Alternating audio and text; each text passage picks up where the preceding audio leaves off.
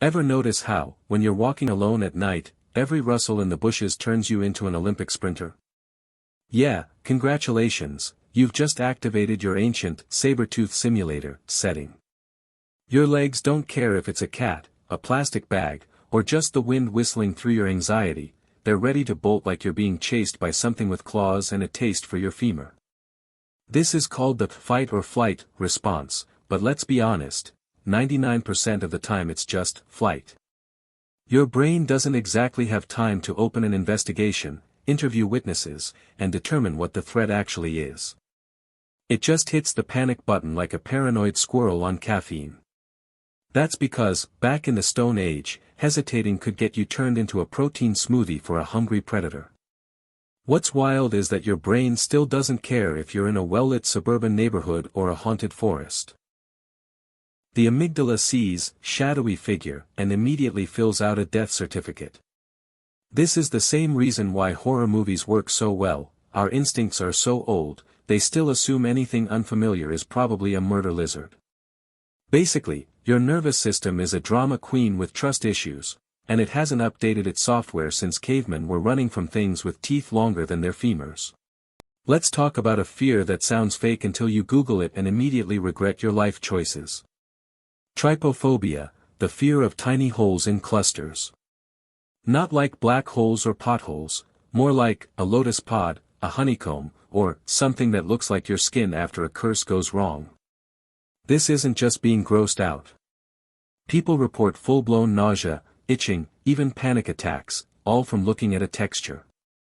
It's like your brain sees a sponge and screams, disease, before your logical side can go, calm down, it's just soap's best friend. Scientists think this instinct is a leftover defense mechanism. Basically, our ancestors might have learned to avoid things that resembled disease patterns, skin infections, parasites, rotting flesh, by being wildly uncomfortable around similar shapes. Your ancestors didn't have antibiotics. If you touched the wrong frog, you died.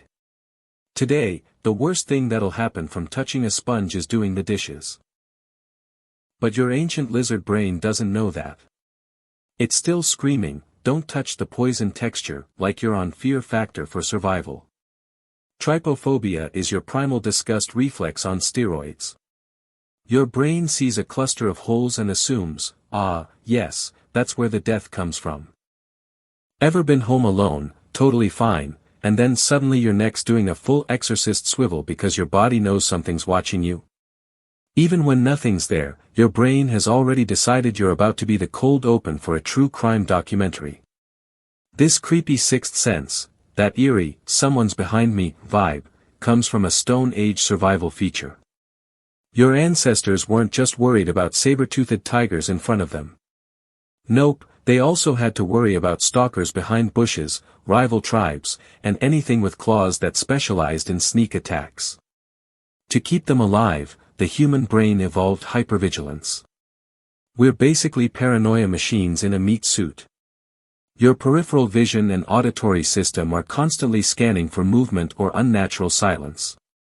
Silence, by the way, is rarely a good sign in nature. If the bird stops singing, something with fangs just clocked in for dinner shift. Today, you're more likely to be hunted by your cat or the delivery guy than a wild animal, but that twitchy, haunted house feeling? That's 200,000 years of PTSD talking. So next time you spin around like a paranoid meerkat because the room felt weird, remember, it's not you. It's evolution. Also maybe close the curtains. Let's say you're at a concert or a packed mall. Everything's fine, until you realize the exits are far, the people are close, and now your brain has started drafting your eulogy. Your heart races, your palms sweat, and you start scanning for escape routes like you're in a zombie apocalypse. What you're feeling is the modern remix of an ancient terror, the stampede fear. In early human tribes, being stuck in a dense group could mean chaos, fights over food, or straight-up trampling. Your survival instincts don't like tight crowds, because back in the day, they were death traps disguised as birthday parties. It's the same reason people get anxious in elevators, subways, or standing room-only situations. Your brain is running a prehistoric risk analysis and screaming, too many humans. Not enough escape. Abort. Even though the only threat in most crowds today is stepping on someone's Crocs, your body behaves like it's auditioning for an escape scene in a disaster movie. Just in case. So yeah, next time you feel anxious at Costco, it's not social anxiety. It's your inner caveman whispering, "Get out before the mammoth stampede." Ever sniffed a perfectly fine piece of cheese 3 times, Googled how long chicken lasts, and still didn't eat it because your body decided to panic anyway? Congratulations, you're using a survival instinct that used to keep us from dying of diarrhea in the woods. This is your food disgust reflex. It's the reason your brain goes, at the sight of mold, or why one whiff of something slightly off can send you into full Gordon Ramsay meltdown. Back in the Stone Age, people didn't have refrigerators, expiration dates, or the luxury of not dying from food poisoning. If something smelled weird, it probably meant death via bacterial party. So, our ancestors evolved a built-in food paranoia system: if it smells bad, looks weird, or feels slimy, don't eat it. Doesn't matter if it's just a bruised banana. Your caveman brain thinks it's the first sign of doom. This is also why some people are irrationally grossed out by things like yogurt that's been sitting out for 2 minutes. Or why you inspect a strawberry like it might be hiding a secret vendetta. Your brain's running a biohazard protocol on a fruit salad because it still thinks salmonella is lurking in every corner. Basically, your taste buds are drama queens and your nose is a snitch. But hey, better safe than ancient intestinal failure. Here's a fun fact: your body has a third survival option that's neither fight nor flight. It's do absolutely nothing and hope you blend into the void. That's right.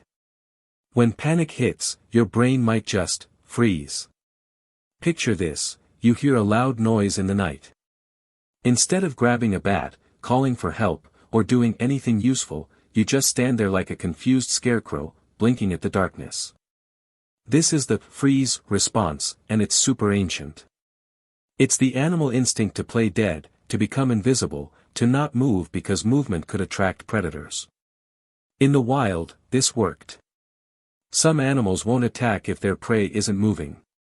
Your ancestors probably avoided becoming tiger snacks by doing the world's worst statue impression. Today, freezing mostly just makes you look suspicious in awkward situations. Like, when your boss asks you a direct question and your brain just plays elevator music. Or when you're about to give a presentation and forget how words work. That's your ancient survival programming treating office anxiety like a lion encounter. So, if you've ever just stopped existing during a moment of stress, don't worry. Your brain was just trying to save you. Badly. You know that feeling when you're asleep, but literally everything wakes you up. A floorboard creak. A distant car. Your own breathing. Yeah, welcome to the Stone Age sleep simulator, where your rest is fragile and your brain is on night watch duty. Humans are some of the lightest sleepers in the animal kingdom, and we can thank our ancestors for that too. Back when we were snoozing under trees or in caves, being a deep sleeper meant being an easy midnight snack. So instead, evolution handed us the ability to jolt awake at every suspicious sound like a twitchy raccoon with trust issues. This is why your brain freaks out at 3 a.m. over absolutely nothing. It's still running on survival mode, ready to defend against wolves, rival clans, or that one guy from the other tribe who just really hates your face. Even now, a lot of people sleep in 90-minute cycles. A leftover from the times when our bodies wanted us to rest just enough to recharge, but not so much that we forgot we lived in nature's murder playground. So if you wake up feeling unrest, just remember, your body isn't bad at sleeping. It's just a prehistoric security system trying to keep you alive, in a room with a memory foam mattress and 2 locked doors. Let's talk about the reason your garage looks like a cross between a survival bunker and an episode of Hoarders. The compulsion to keep useful junk, extra plastic bags, expired batteries, 47 mystery cables, is not just modern consumer madness. It's ancient survival logic. Back in the day, you couldn't afford to throw anything away. Every stick, bone, and rock had potential. A sharp rock could be a knife. A dry leaf could be fire fuel. A squirrel pelt could be a very upsetting hat. The point is, our ancestors learned to keep things, because the future was uncertain and resources were scarce. Today, we have Amazon and climate-controlled pantries. But your instinct still thinks you're one bad winter away from starvation, so it encourages you to just keep it, just in case. Why do you have 18 sauce packets in your drawer? Because your inner caveman is preparing for the great ketchup famine. It's the same reason you feel weird guilt throwing out a box from 3 Christmases ago. Your brain sees trash and whispers, future shelter material. Thanks, evolution. So if you're clinging to junk, just in case, you're not messy, you're an incredibly prepared Neolithic genius. Probably. And that's it for today's video. If you enjoyed it, don't forget to give it a thumbs up and hit that subscribe button for more content like this. Got thoughts or questions? Drop them in the comments, we'd love to hear from you. Thanks for watching, and we'll see you in the next one. And that's